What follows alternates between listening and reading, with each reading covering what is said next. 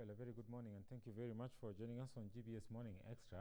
This is the 7th day of the month of November 2019, and as you all are aware today, a story that we've been following up on, that we will keep you posted during the day, and of course we'll find a way to keep you updated and posted on what is the development. I'm talking about the Kibra By Election. Today is the day, and as we all know, is that the whole country is watching Kibra, which has elicited a lot of reaction, especially from in the political landscape.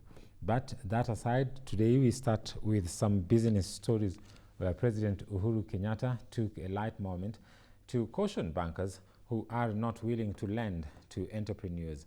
The president said that the economic empowerment of the country is fully or largely dependent on individual citizens who are entrepreneurs. He said that the economy deepens when the people or these entrepreneurs are not given money to invest. He was speaking at the Safari Park Hotel during the launch of the digital credit facility known as the Stawi app, which also is targeting small and medium entrepreneurs in the inauguration of the Inua Biashara Day. The Stawi digital credit app will be able to advance loans at an interest rate of about 9% per annum. According to Uhuru, one factor that makes Stawi stand out is the fact that it offers a longer repayment period than many lenders. The president further disclosed that Stawi was established to elevate challenges faced by SMEs that have gradually reduced their competitiveness and have experienced strained growth. Today, therefore, ladies and gentlemen, I am a happy man, knowing that our efforts have not been in vain. I therefore cannot hesitate to applaud those banks that have responded to our call and are developing the various innovative financing solutions, some of which are being showcased here today. Working together, I am confident that we are going to restart this powerful engine of our economy. The small business enterprises have been locked out of the formal credit market because of the informal nature of their records and lack of collateral securities. So it is gratifying that the financial product, the Stawi, that we are launching today, is designed to address these shortcomings. Indeed, as we have been informed, our small to mid-sized enterprises will now be able to access unsecured credit faster and, more importantly, at affordable interest rates. A key innovation in this product is that it will use customer transactions to generate reliable data to assess the creditworthiness of these enterprises. This will enable many more banks to lend to them. Stawi will also offer a longer repayment period to small business borrowers, thus making it easier for them to better manage their cash flows and therefore grow their businesses to the next level. Tuko na zaidi ya biashara milioni 7 ndogo ndogo. Jameni, tufikie kila mmoja wao. Tuhakikishe ya kwamba amepata mkopo ambayo unaweza kukuza biashara yake na kuongeza idadi ya vijana ambaye ameandika, kwa sababu nyinyi mmewasaidia. Huwezi kusema sita kopa, huyu hata chukua mkopo kwa sababu ni high risk. Niwaulize, mkiwaita high risk, wewe mwenye benki ukisema huwezi kukopesha huyu kwa sababu ni high risk, biashara hiyo yake ikifilisika, vijana wale ambaye ameandika wakifilisika, je, Wewe ambao umekaa kwa ofisi yako kubwa katika 24th floor, maisha yako jamani itakuwa namna gani? Utakuwa unarudi nyumbani kwa nani? Utakuwa unapitia wapi? Utakuwa unapitia wapi? Let us become realistic in how we do our things. When you say high risk, what is high risk? It is easier, it is better for you to find mechanisms and ways to lend to those young men and women who are interested in making something positive of their lives, who are interested in employing their fellow young men and women. Because if they are positively engaged, if they become part of our economic prosperity, even your business is secure. But if you, if you friends continue with the language, high risk, huko hatuendi, ngoja ile siku mambo itaharibika, utaona utakuwa unatafuta ndege ya kuhepa na una pahali ya kuenda. So my friends, we live in this country together. We must support one another. The growth of the small businessman is also the growth of the big one. We must support each other. Well, President Uhuru Kenyatta there reiterating the need to help out young people and to allow small businesses to access credit facilities. Indeed, it's something that needs to be looked into, and the term high risk has always been in the mouths of the bankers, something that really needs to change if young people in this country are going to be lifted and elevated above the poverty line. Moving on to education matters now. As the Kenya Certificate of Secondary Education exam continue, police in Isiolo have been warned against posing for photos with students. Cases of students posing with firearms have been reported in the country. Police have, however, been cautioned not to attempt to give out their firearms to the students.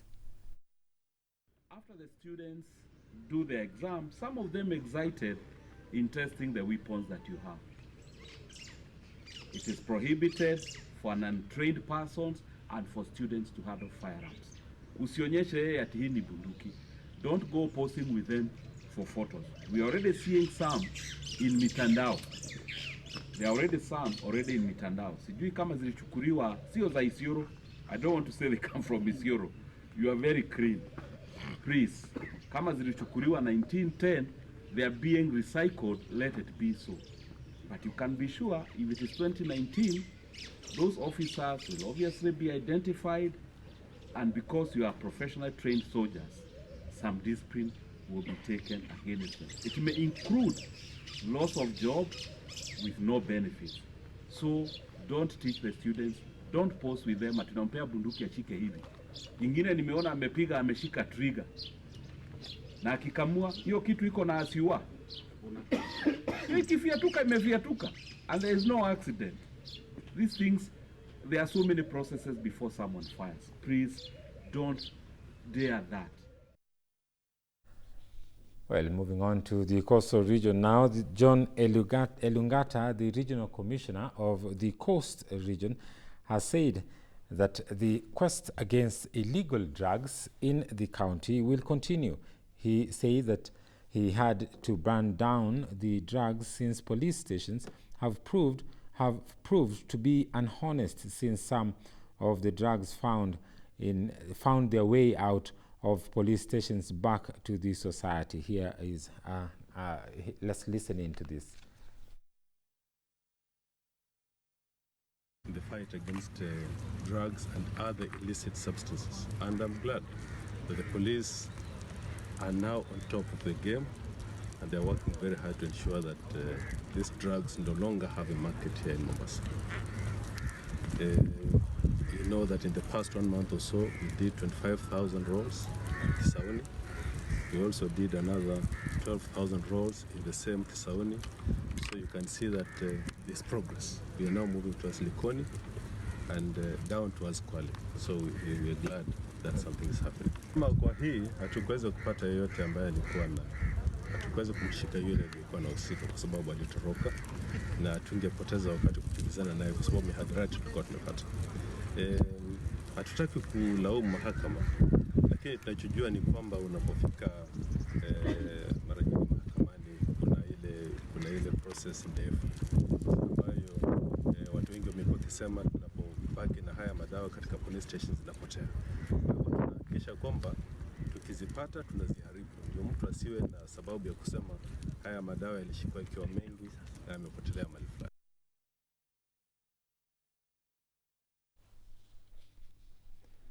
Now we move on from the coastal region now to the western part of the country, where workers at the Mumias Sugar Company have been fired after the receiver manager issued them with a termination notice, leaving workers who have gone for about 31 months without receiving wages with little hope of getting their hard-earned pay. Employees of Mumias Sugar Company have been made jobless after the receiver manager, PVR Rao, issued them with termination notice, which was copied to heads of department and workers' union. The notice read that, due to the consequence of the company being placed in receivership, all the employees' contracts stand terminated from the date of receivership, that is September 20th, 2019. KCB Group is the one responsible for placing Mumias Sugar Company in receivership. The receiver manager said that any payment to the affected employees will be dealt with in accordance with the provisions of the law. The statement that was given has left many workers who have raced more than 31 months without pay, with little hope of getting their wages. The company's debt to the workers is 1.8 billion Kenyan shillings, and it dates back to 3 years. Mr. Rao said that he is going to consider engaging workers on temporary basis at mutually agreeable terms until the company resumes its normal operations. Head of Legal Services for Mumias Sugar said that he was not authorized to speak on the matter currently, and it's only the receiver manager who is able to address issues arising from the notice. The Kenya Union of Sugar Plantation and Allied Workers Mumias Branch Secretary General Vitalis Makoha said that the notice is nothing but illegal, as the workers' employment was guaranteed by the receiver manager in several meetings that had been held earlier. Reporting for GBS Morning Extra, I'm William Ochanda. Well, quite unfortunate there for the sugar farmers and workers in Mumias County. We move on to the northeastern part of the country in Garissa County now, where the Garissa County government has demolished stalls built on a road reserve. The county government has said that it gave the traders a 6-month eviction notice to move out, where they did not respond. Traders from Garissa are suffering from heavy losses made after the county government demolished stalls that were built on a road reserve. The traders held protests marching to the governor's office while carrying placards to relay how sensitive the action was to their businesses. Sasa already tumehamishwa ile mahali tulikuwa tunakaa karibu na barabara. Tumekuja mahali tulikuwa tumetengenezwa na kanzu. Already mimi nangojea kazi sasa, nangojea kazi kuja nianze. Sisi tumetemeka tuende huko. Watu wa municipal council imepanga watu ambao wanatoka town nyingine kwa area ile hako na tuka ile hako na pesa ile mahali imeuzwa. Sasa hii leo iko watu wengine nataka ingia. Wakati sisi tumeenda huko watu nasema kodisheni kama nataka mahali ya kuuza. Sasa hii ile kitu ambao tumebeba hapa, unaona beba kako chini yangu. Hakuna mahali ya kuuza.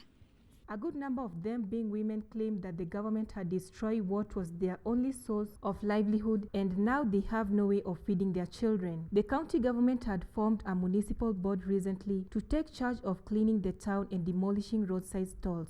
This is an exercise that has been approved by the county government's cabinet in order to ensure that we have got initially sanity in the Garissa town roads, plus also to allow for upgrading of the current situation of the Kismayo Road. Garissa County Municipal Board Abdirahman Shell defended the actions of the county government by saying that the traders failed to comply with calls to move at least 100 meters from the road. Mary Vuguza, GBS Morning Extra. Now we cross borders to East Asia, where the Microsoft Japan has initiated an idea of working less as it closes its office every Friday from August, in giving all 2,300 full-time workers special leave. This is in return to results that are positive results of sales, with sales per employee rising almost by 40%. Japan being a country that is well known for overwork, Microsoft Japan dared to try the idea of workers working less. The Japanese unit of the American IT titan closed its offices every Friday for a month, giving all its 2,300 full-time workers special leave. The firm restricted meetings to a maximum of 30 minutes, encouraged online chats as an alternative to face-to-face communications. Participants at the meeting were limited to 5, and workers were also encouraged to use online communication instead of emails. The exercise gave positive returns as sales per employee was risen by 40% in August from a year earlier. Electricity consumption went down by a quarter and paper usage had been cut in half. Microsoft Japan said the trial showed that employees want to have a variety of ways of working, and the adoption of the model more broadly could boost efficiency in the workplace. Microsoft Japan plans to launch a similar program this winter but won't offer special leave. Instead, the employees will be encouraged to use their existing holiday days. The program comes as Japan's government pushes for more flexible work styles, urging businesses to take telecommunicating, off-peak commuting, and different part-time schedules. Japan is faced with the issue of karoshi, that is death from overwork. The state is trying to encourage overworked and overburdened couples to have children in a country that is struggling to counter its shrinking population. Reporting for GBS Morning Extra, I'm William Ochanda. Well, with that story by William Ochanda, we do take a short break now, and we are going to look at what's happening or what happened today in history.